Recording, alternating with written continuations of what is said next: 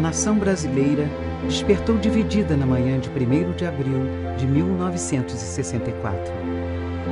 Ouvidos atentos ao rádio que anunciava em sucessivas edições extraordinárias: o governo do presidente João Goulart fora deposto pelas Forças Armadas. Apoiadas por setores sociais conservadores que se opunham às reformas de base defendidas pelo presidente da República e pelos setores populares do país, tropas do Exército deram um golpe de Estado.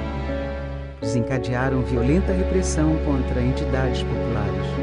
Incendiaram a sede da ONU. Rompera-se o Estado de Direito estabelecido pela Constituição de 1946. Se existe terrorismo, o terrorismo foi implantado pela ditadura militar em 1º de abril de 1964. O presidente da República, legitimamente eleito, foi forçado a exilar-se. Os generais e seus aliados civis usurparam o poder, violaram a Constituição e atribuíram-se a legitimidade da boca dos canhões.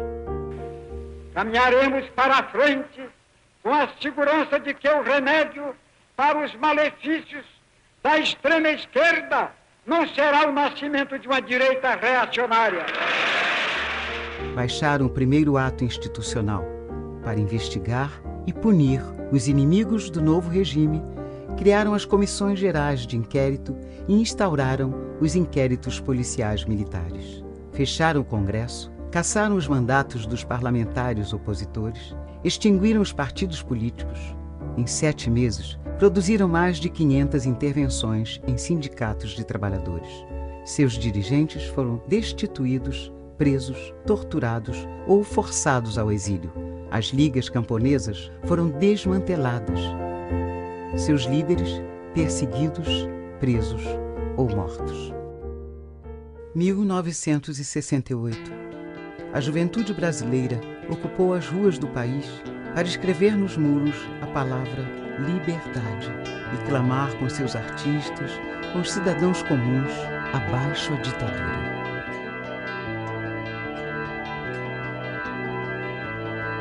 Quem cala sobre teu corpo. Em abril, a repressão assassinou o estudante Edson Luiz. A morte talhada a ferro e fogo. Milhares de pessoas acompanharam o enterro proibido. Presas do corte que a bala riscou. A missa de 7º dia foi violentamente reprimida pela polícia. Cala, morre contigo, mais morto. Em maio, a passeata dos 100 mil inundou o centro do Rio e deu voz à indignação dos brasileiros contra a violência do regime. Batendo, avisando. A gente precisa ficar sabendo de uma vez por todas que eles sempre vão apelar para a violência. E ai de nós, se nós não nos prepararmos para essa violência. Em outubro, 800 jovens foram presos em Ibiúna, no Congresso da ONU. Quem grita, vive contigo. Ah!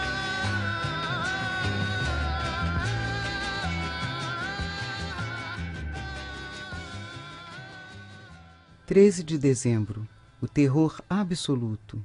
O general Costa e Silva baixou o ato institucional número 5.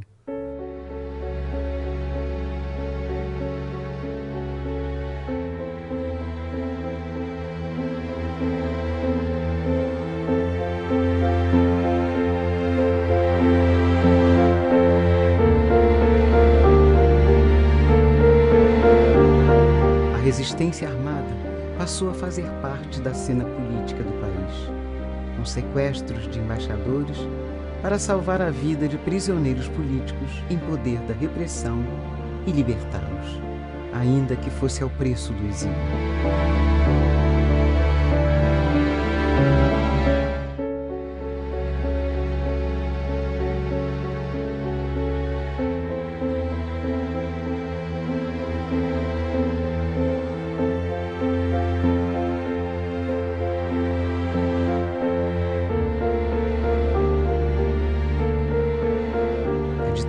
radicalizou. Agentes do Estado recebem treinamento sobre técnicas de tortura. Radicalizou a censura à imprensa, ao teatro, à música, à literatura, às artes. O habeas corpus foi abolido. A pena de morte e o banimento foram instituídos e, com ele, uma legião de expulsos do país. Os brasileiros que ousaram se levantar contra a ditadura estavam impedidos de retornar ao Brasil.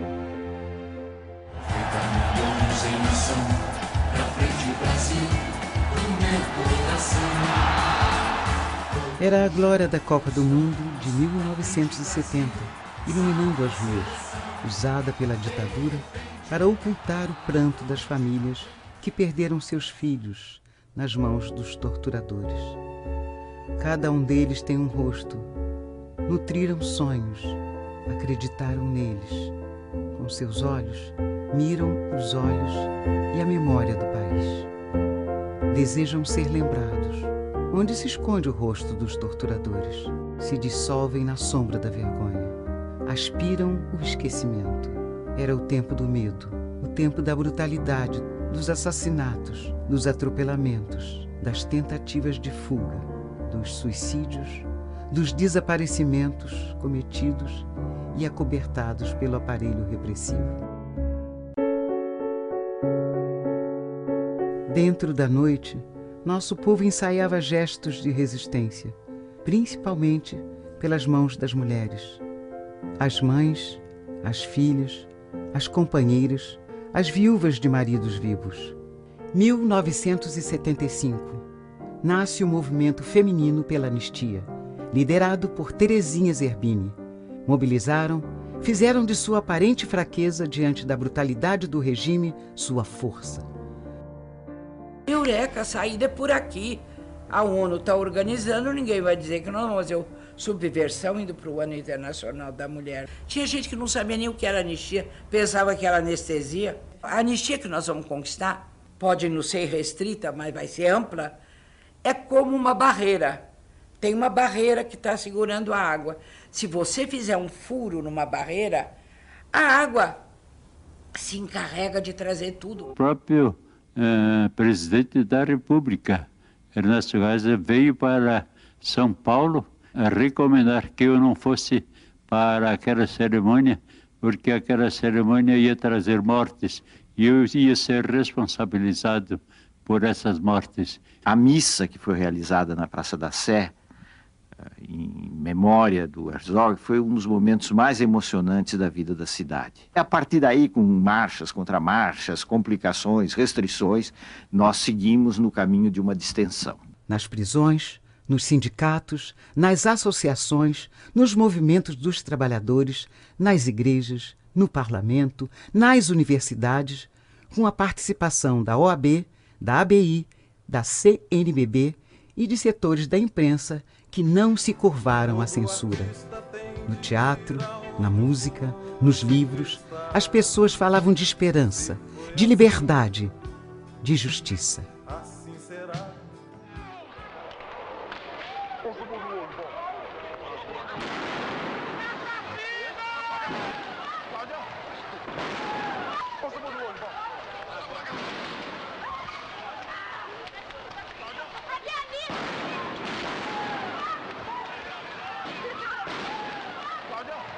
Aqui não haverá anistia. Essa foi a resposta dos generais. Mas fora acesa a centelha. Multiplicaram-se os comitês brasileiros pela anistia, estimulados pelos familiares de presos e desaparecidos políticos, dos exilados e pelas organizações populares. Escrevemos nos muros, levantamos nas faixas, levamos na boca o grito necessário. A anistia ampla, geral e irrestrita. Com Lula ou sem Lula, sem diretoria ou sem diretoria, sem comissão ou com comissão, vocês sairão vencedores dessa luta. A luta pela anistia se encontrou com a força dos movimentos populares que sacudiram os alicerces do regime. A greve de fome dos presos políticos desafiou a sensibilidade de parlamentares. A visita de Teotônio Vilela aos presídios deu o sinal.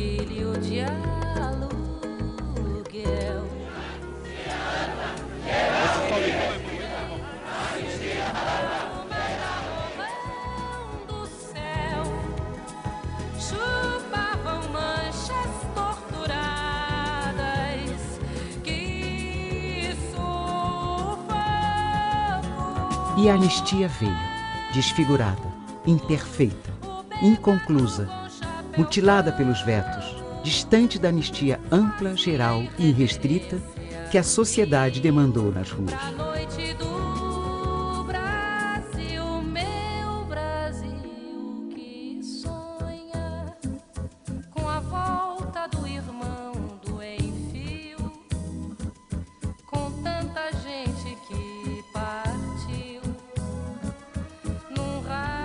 Oito anos fora do Brasil, sem ver todas essas caras, todos esses amigos, e esperar que chegando aqui com tanto abraço, de gente que eu nunca pensei ver mais.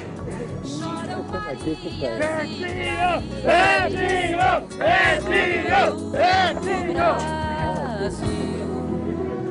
posso falar mais. Obrigado, muito obrigado.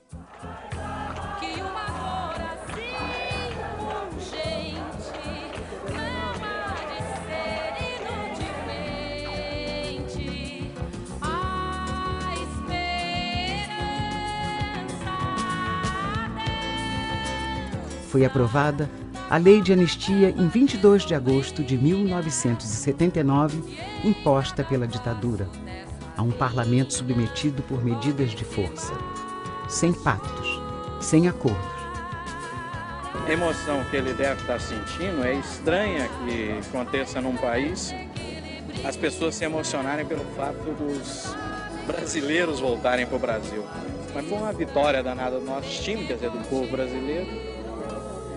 E eu acredito que ainda falta muita coisa ainda. Nós conseguimos, vamos dizer, empatar. Ainda faltamos pegar uma outra anistia, que é a anistia do voto. Nem sequer libertou todos os presos políticos, mas permitiu o regresso de muitos que se encontravam no exílio. Não pergunte isso para mim, não. Pergunte para quem me impediu de voltar. E que ainda vai continuar impedindo outros de voltar, como Teodomiro Romero dos Santos, que ainda está em Paris, condenado, é exilado ainda, não tem direito ao passaporte. Você não é o último exilado? Eu não sou o último exilado. O povo brasileiro afirmava sua paixão pela liberdade. Hoje estou no fim, Senhora Liberdade, abre as asas sobre mim, abre as asas. Reconquistava as ruas, as praças, os estádios, realizava gigantescas manifestações. Ia aos poucos se lavando da escuridão e do medo para vestir o amarelo e inundar o país de canções e esperanças. A gente vai levando as diretas. Diretas já. Eu quero votar para presidente.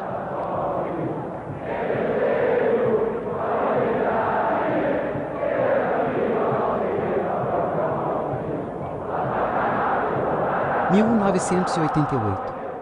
O Estado de Direito é restabelecido, a Constituição Cidadã é promulgada. O desafio hoje é a implementação de uma justiça de transição que foi conceituada pela ONU como conjunto de mecanismos para tratar o legado histórico da violência dos regimes autoritários. Seus elementos centrais são a verdade e a memória, através do conhecimento dos fatos e o resgate da história. A Comissão de Anistia, pelos poderes que lhes são investidos, pelos poderes legais e constitucionais que lhes são investidos, em nome do povo e do Estado brasileiro, pede desculpas oficiais à senhora pelos erros que o Estado cometeu contra o seu filho, a senhora e toda a sua família. Ela Está agradecendo, mas está dizendo que preferia que ele estivesse aqui. A reparação, tanto econômica quanto moral. É dever do Estado indenizar os perseguidos, assim como é dever do Estado o resgate da memória. A sociedade tem o direito de responsabilizar judicialmente os que violaram os direitos humanos e cometeram crimes contra a humanidade para o restabelecimento pleno da justiça. A reforma das instituições, principalmente os órgãos de segurança e de justiça, para a vida democrática permanente. A justiça de transição trata menos de punir e mais de sinalizar a ideia da não repetição, para que não se esqueça, para que nunca mais aconteça.